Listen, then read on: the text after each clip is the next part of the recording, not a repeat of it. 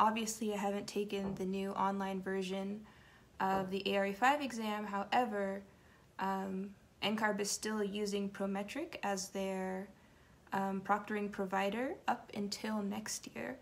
And I recently took the lead exam for Green Associates online using the Prometric system, so I thought I'd share my experience using it for your benefit if you haven't had the opportunity to do that recently, and just some mistakes, some easy mistakes to avoid on the day of your exam.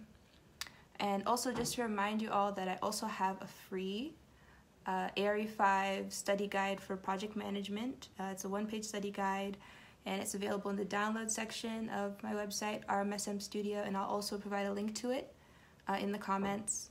And this guide allows you to really streamline your studying, really focus on what's important, and teaches you how to track your study time and work out how to study the different concepts, be it financials or scheduling or contracts. So it's a very helpful guide. Make sure to check it out.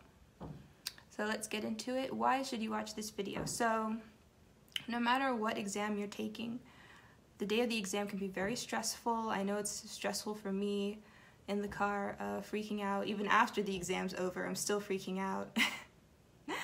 And this video is to try and help it make it a bit less stressful for you. Also, if you've never taken an online proctored exam, this video is hopefully going to enlighten you in terms of how it all works out. I know NCARB released some guidelines, and of course there might be some changes, but I don't think they're going to make too many changes to Prometric system.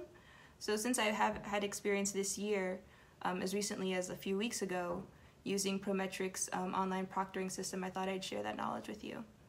So in terms of the first mistake to avoid, I'd say plan for this mistake is planning to be late. So make sure that that's built into your time, whether you're doing the in-person exam or if you're doing online proctoring.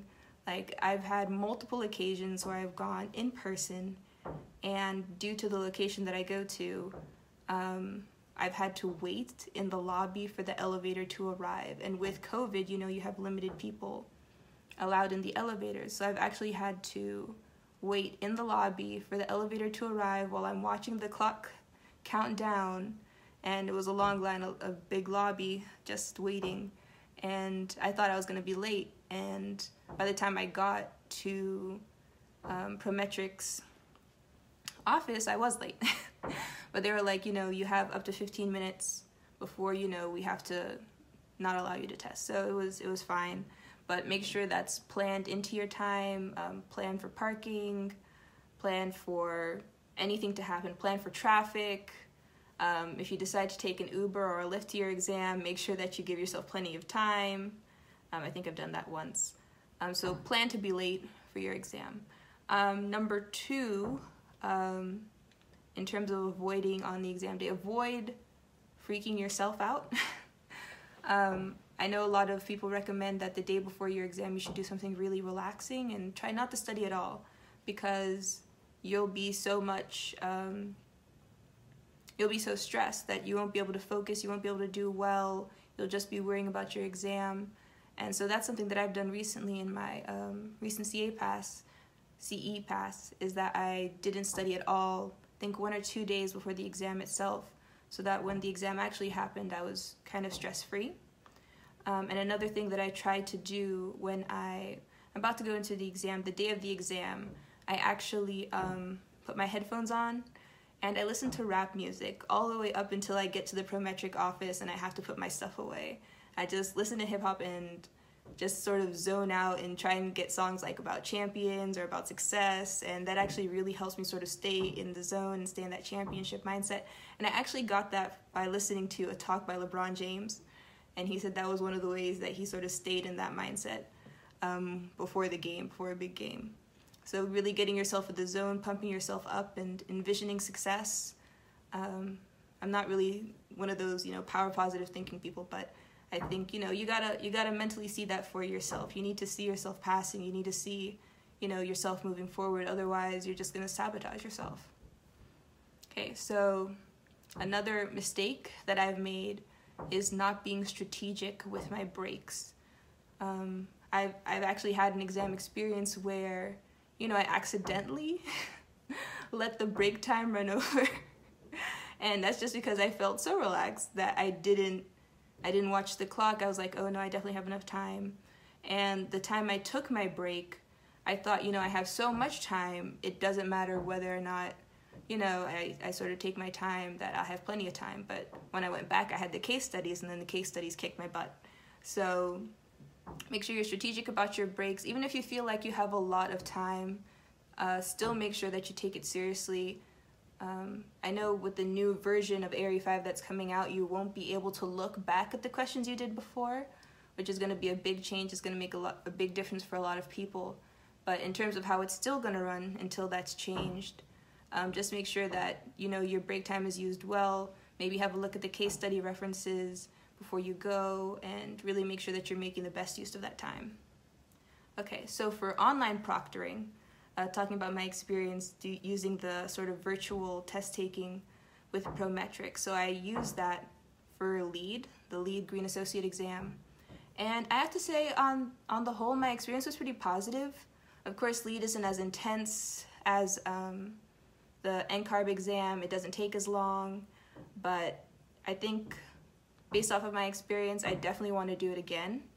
I haven't been as impressed with Prometric's ability to keep people, you know, separated while taking exams, and the ability to just stay home, not have to worry about the traffic, not have to worry about being late, not have to worry about elevators and lobbies and other people and their problems.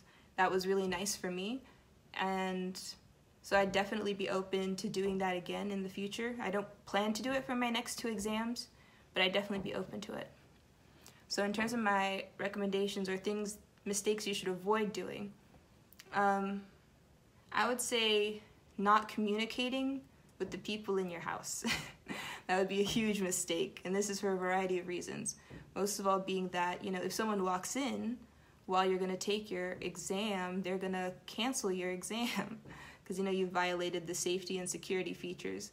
So that's something you really need to make sure you've done. Make sure you've communicated with everyone in your house. If you have kids, maybe you don't communicate with them. Maybe you send them with like a babysitter or something, which might be expensive, I don't know. And maybe you don't do the virtual for that reason, but essentially make sure that you have that planned, everybody's aware, nobody's walking through brushing their teeth. So make sure you don't make that key mistake. Or if you have a dog, nobody is supposed to be in the room with you. So that's one of the key sort of safety features of the online proctoring.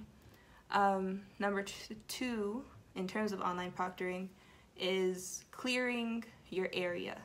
So one of the things in terms of the online proctoring some people are unaware of is it means your entire area has to be clear, and they ask for a 360 view.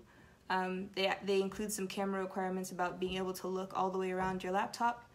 What I did for my exam is I actually physically lifted my laptop and turned it around so they could look at the room. I also brought a mirror. They ask you to bring a mirror so you can actually show them the room, show them around, show them behind your chair, you know, so they can see exactly what everything looks like. I had to lift up my laptop and show them underneath my chair. So it's the same as if you were going into the Prometric site. They're going to check everything, check your pockets, check everything.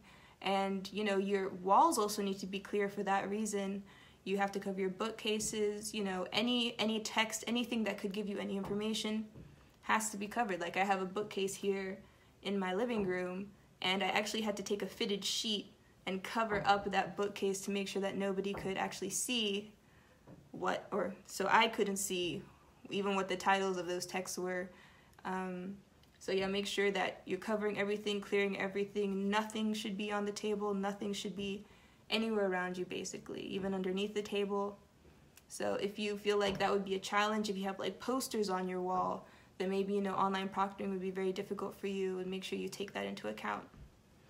And, you know, last but not least, you know, the ID, the name, make sure you have any issues in terms of your name or ID addressed well in advance, because a lot of people have had issues with that in the past with NCARB. And, you know, just because of COVID, and I guess even before COVID, you know, with the customer service issues, it takes a long time to get some of those things resolved. So make sure it's done well in advance, and you will need to bring your ID with you when you go for the in-person exam. And it's the same for online proctoring. You still need to have your ID physically with you so they can see it when you're taking the exam. So those are the 6 mistakes to sort of avoid on exam day, in person and online. If anybody has any questions, I'm totally open to answering any questions. And I'll also stick around in the comments afterwards if anyone wants to ask anything. All right, well, thanks for joining me today. And again, don't forget to download my free project management study guide. It's available on my website in the download section, and I'll also link to it below. All right, hope you guys have a great afternoon. Bye.